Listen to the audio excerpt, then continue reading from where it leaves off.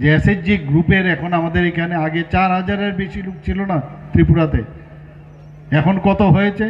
প্রায় 56,000 গ্রুপ হয়ে গেছে। ভাবা যায় কোনো দিন 4000 থেকে 56,000 গ্রুপ।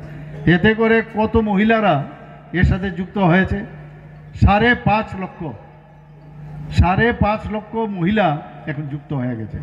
আমি গ্রামে গঞ্জে যখন যাই দেখি এখন মানুষের মানে আগে মেয়েরা সবসময় মনে হয় যেন বাড়িতে তাদের উনুন ছাড়া আর কোনো কাজ নেই, ঘর বাড়ি দেখা রাখা।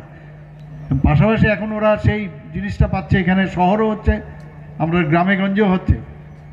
তারা এসএইচজি গ্রুপের মধ্যে বিভিন্ন জিনিস তৈরি করার চেষ্টা করছেন। ব্যাংকের মাধ্যমে আমরা লোন দেওয়ার চেষ্টা করছি, রিভলভিং ফান্ড দিচ্ছি, এবং সেটা কিন্তু সমস্ত আমাদের মা বোনদের মধ্যে সেই ফান্ডটা এখন কিন্তু ঘুরছে। তাতে করে তাদেরও কেউ কৃষিজাতের সাথে যুক্ত হয়েছে, কেউ নিজের প্রোডাক্টস তৈরি করার সাথে যুক্ত হচ্ছে। তো সেখানে তাদের মধ্যে উন্নয়ন সেটা আমরা দেখতে পাচ্ছি।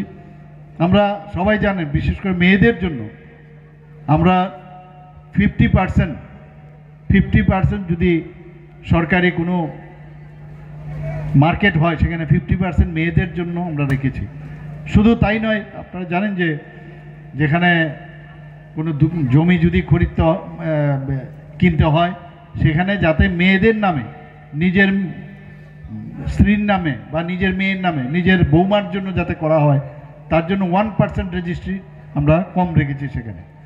আপনারা জানেন 33% রিজার্ভেশন মহিলাদের জন্য আমরা রেখেছি চাকরির ক্ষেত্রে।